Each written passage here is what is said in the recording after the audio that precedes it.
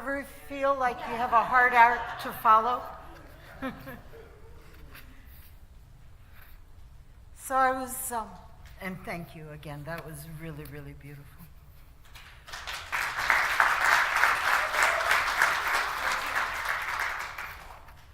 We meet next door here in the library before this service just to make sure we're doing the same things. And after the meeting, I picked up this book that happened to be sitting on the library table.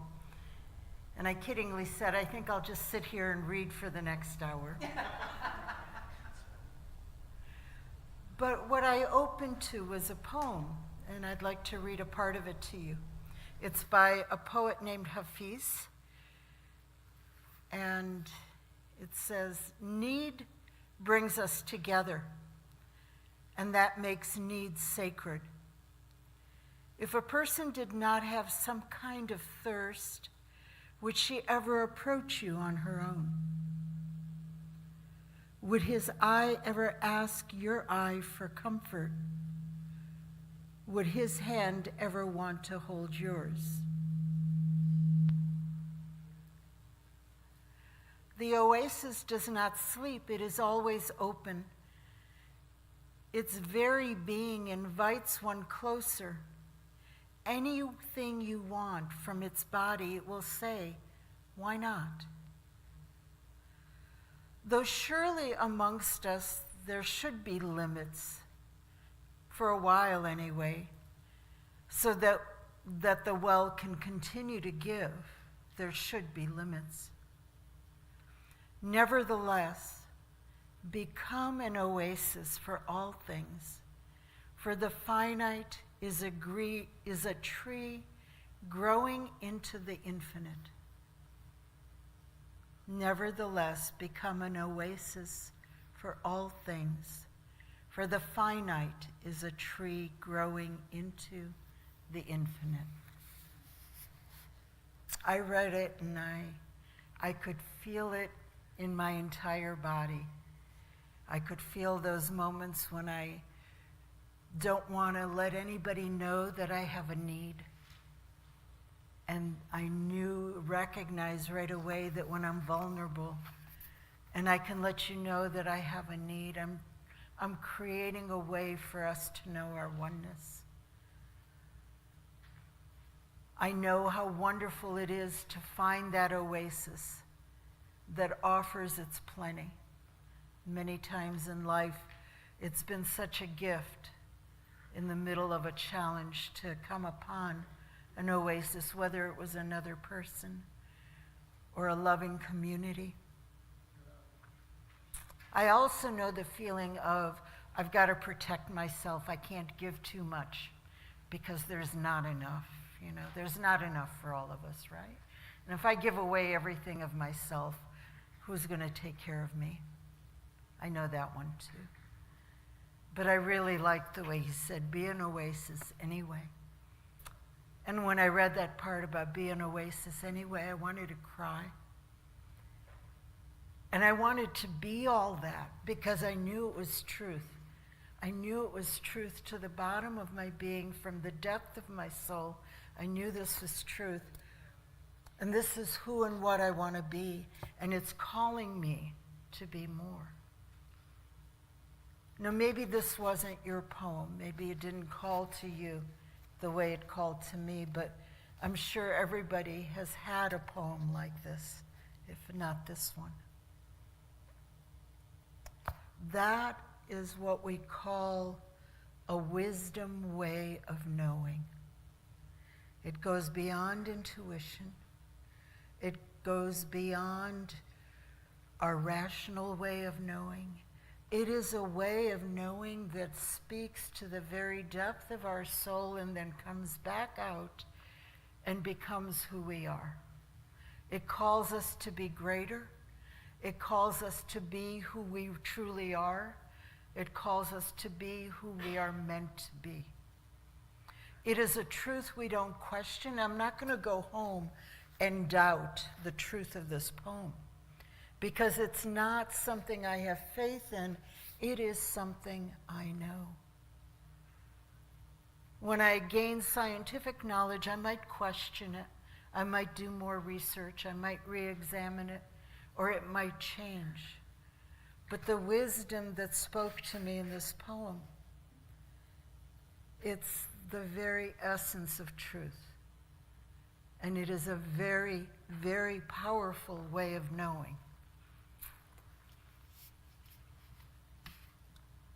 And Jesus was a wisdom teacher. He was a master of wisdom. He doesn't get the credit. But we're going to have a summer of looking at some of the wisdom teachings that he had. It's going to be a come to Jesus summer. How many people are ready? Okay.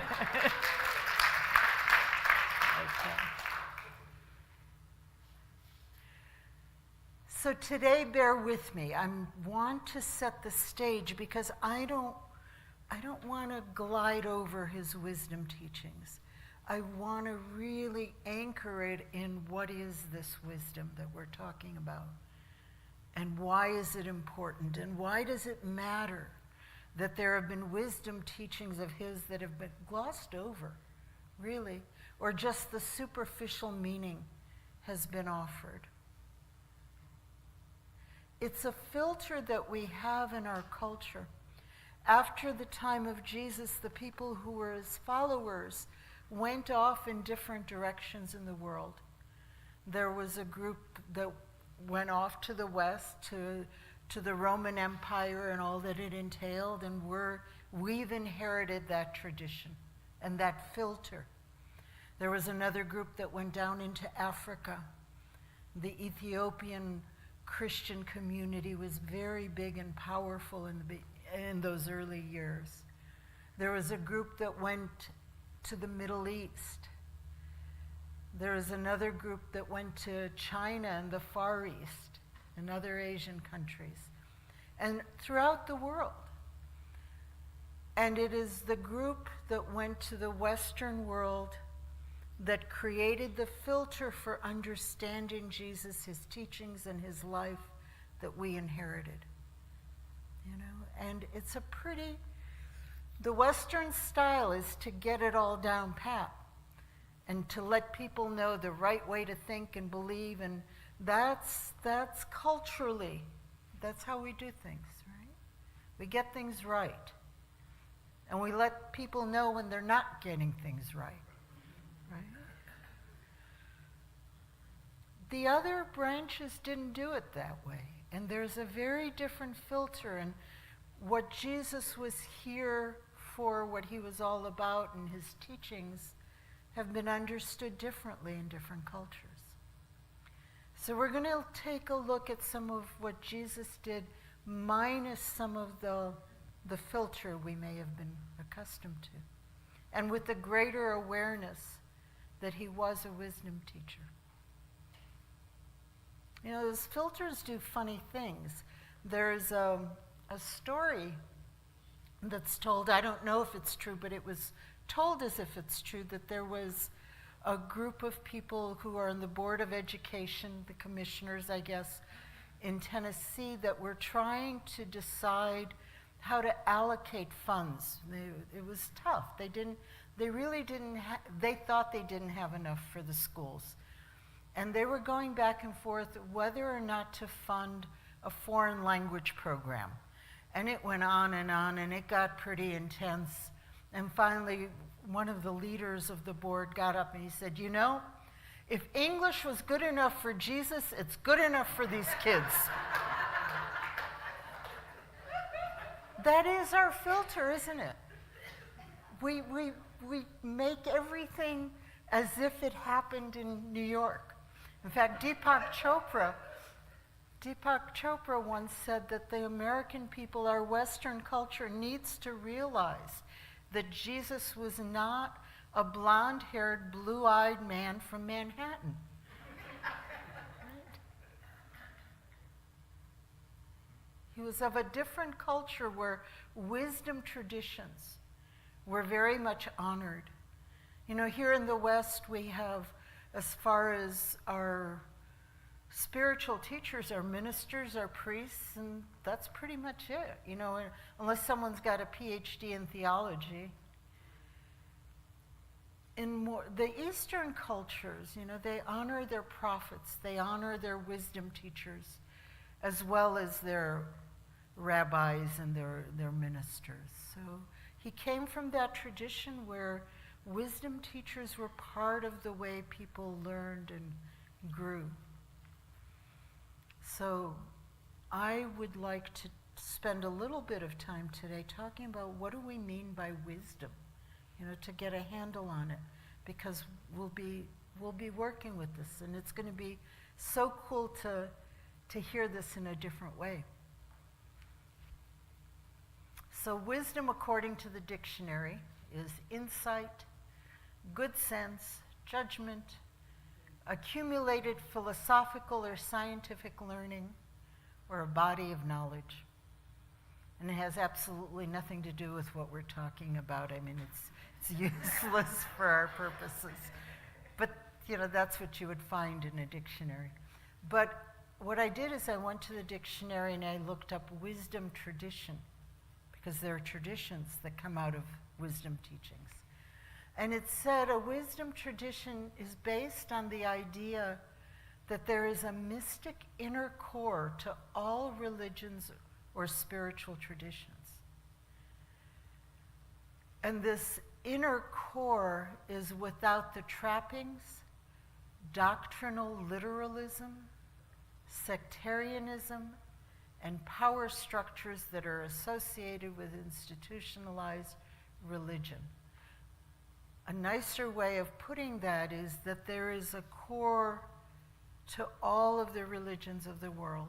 There is a core teaching that unites us, that brings us together, that is true no matter where you start. You know, it is the truth that we find when we go within. It is the truth that emerges out of us when we read a poem like Hafize's.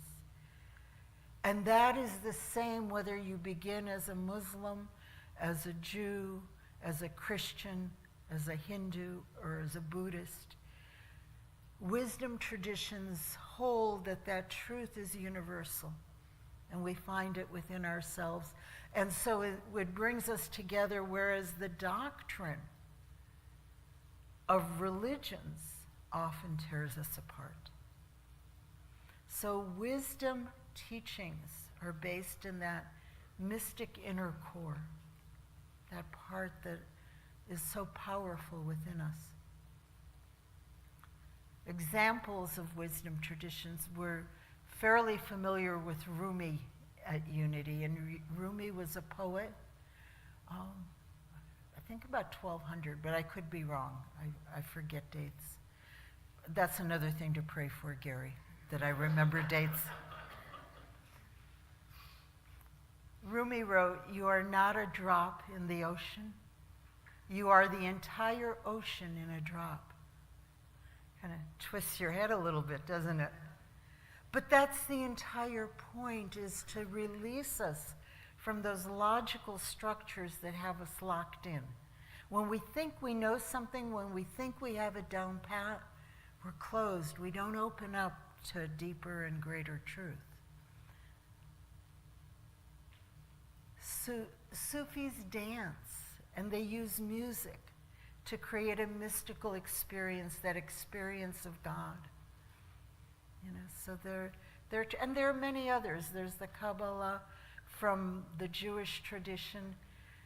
In the Buddhist tradition, there's the Zen Buddhists use what's called koans. How many people have heard of koans? Yeah, there's sayings that, again, jar your mind a little bit, but that's the point, to kind of turn the logic upside down, inside and out a little, so you can open up to a new understanding and a new wisdom. One of the most well-known koans is, "What is the sound of one hand clapping?" And you can play around with that for a while till your mind gets tired, your brain gets tired, and you give it up, and then the wisdom can come in. Or I like the one on the right with the cartoon. What do you do when you have freed yourself of all desire except the desire to be free of desire. Right? Are you getting a feel of what we mean by wisdom teachings? It's not based in logic, it's based in something much deeper, much more powerful. Father Bruno Barnhart was a wisdom teacher in our time. He made his transition 2 or 3 years ago. He's been described as a mystic, a hermit, author, spiritual director, teacher, Christian visionary, monastic elder. He lived for many years at the Camaldoli Monastery in Big Sur. I don't know if I pronounced that right. But he wrote a book called The Future of Wisdom. He wrote several books, but I put that one up. And he had a lot to teach on what is wisdom and how we experience it and how it leads us to grow. There is a wonderful YouTube video by the same name as the book, The Future of Wisdom. It's a long video, so I couldn't put it up. But if you want to learn more about what he had to teach, it's a great video. I have some excerpts from it. He started out with pictures like this with wisdom sayings to give examples of what they are. And this is from Kabir, an Indian poet. He said, "Behold, but one in all things. It is the second that leads you astray." So as long as I look out and I see one, I see and experience us as one, I'm good, I'm grounded in my wisdom. But the moment I see any of you as other, I'm going off in the wrong track, right? So it's sayings like this that bring up that wisdom way of knowing within us. Because wisdom is truly a way of knowing, very different from scientific knowing, very different from day-to-day knowing. Scientific knowing says I can take some data, some information, and I can look at it, study it, understand it, analyze it, maybe check it out against other data. But here I am, and here's the data.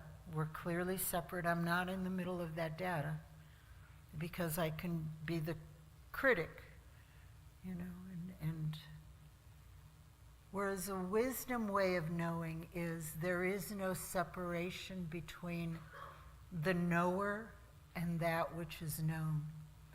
The knowing that came up in me when I read that poem was not separate from who I am. The knowing that came up in me, was a very deep part of me. And that poem that brought it up in me was a part of me as I read it. It was not separate. That wisdom way of knowing is powerful. It could come up in a second, and you can know with all your heart and all your being the truth of what you are knowing. Or it can seep into my awareness gradually as I follow a path or a discipline or a course of study. It doesn't matter. Once I'm in that wisdom way of knowing, I am not separate from that which I know. So Father Bruno calls it a participatory way of knowing. I participate. I am in the truth that I know. So what happens is the moment I know it, I live it. I can't help but live it because it is a part of me. So I'm going to jump ahead. At the end, we're going to look at the wisdom saying of Jesus, "The truth shall set you free." At one point, I thought, well, that's great. Once I get some information and I know the truth of what's going on, it'll free me up. I don't have to worry and fret. That's not what it means. It means once I have this deep experience of this truth, once I realize that this truth is me, and I am this truth, it makes me who I am, then I have no choice but to live this truth. So knowing the truth is not just intellectually knowing. It's grabbing onto it from the depth of my being, and it is living it. So that's what that big word participatory means. Wisdom is a way of knowing that is a loving way of knowing. When I know something from the bottom of my heart, from the depth of my being, it is based in the truth of oneness. And I have no choice but to love. When I read that poem, love welled up inside of me, and I wanted to be that person who could be an oasis, for all those who thirst or who are hungry or who are needing an oasis in their lives. I would not know how to know this without having the love come up. So it is a very loving way of knowing. And it is a way of knowing that calls me to be greater, to be better, to be all that I can be, to be the truth of who I truly am.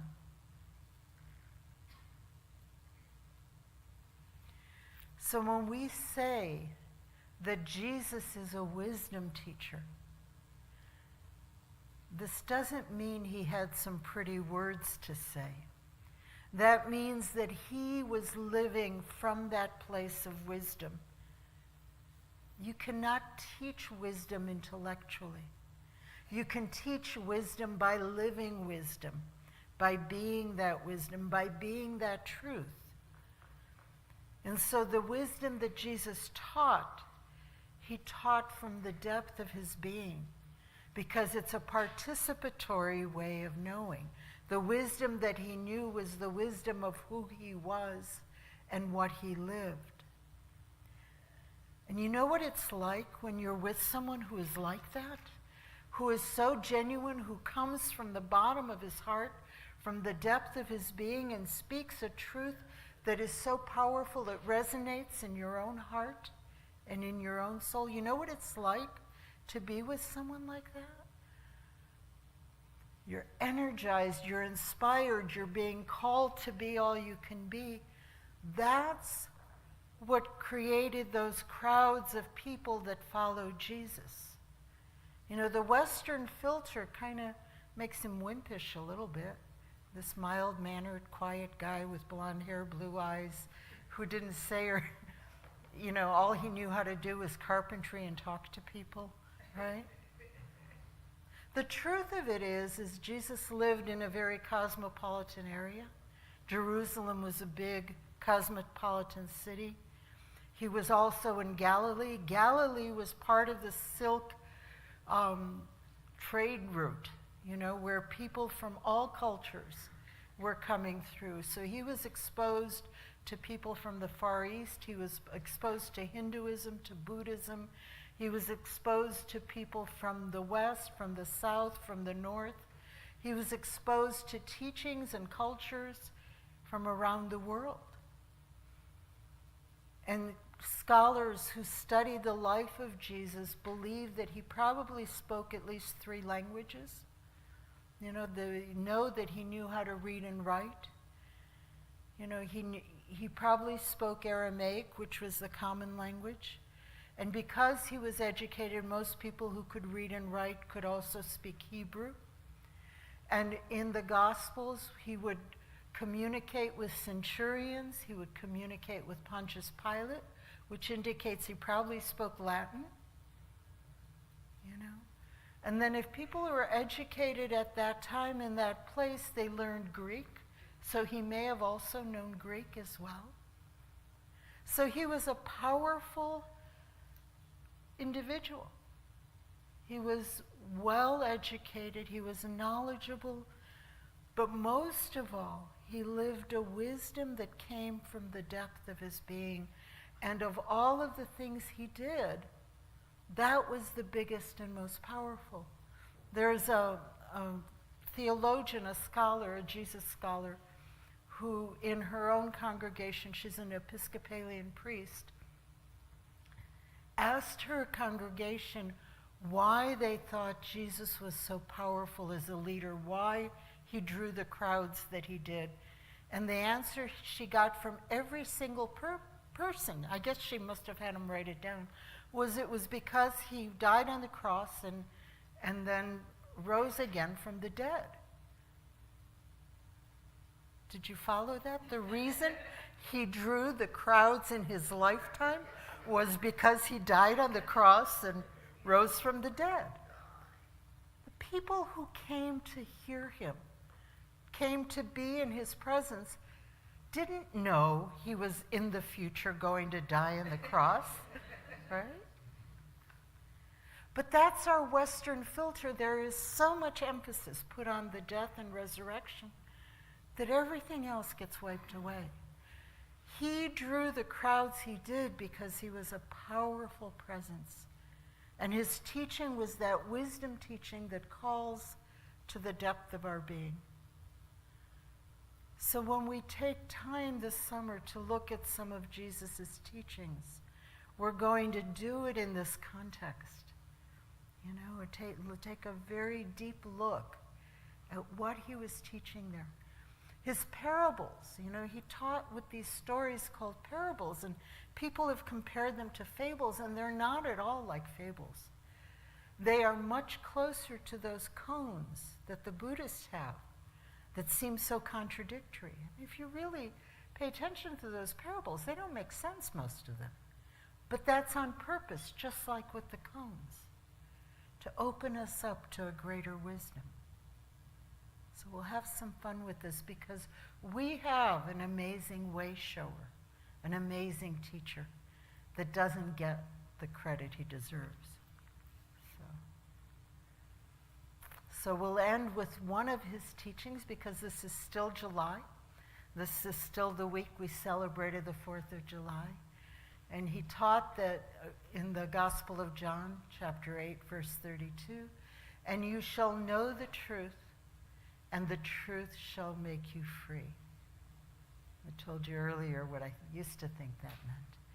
What it does mean is you will know and live the truth. You will know it from the bottom of your heart. You will know it with all your soul. And you will live the truth. That truth is who you are. And as you live this truth, you will live it in a way that expresses love. And you will experience this truth as your calling. And then you will be set free. Okay? That's what that wisdom teaching is. That's what it means. So I leave you with that. And you shall know the truth, and the truth shall make you free. Namaste.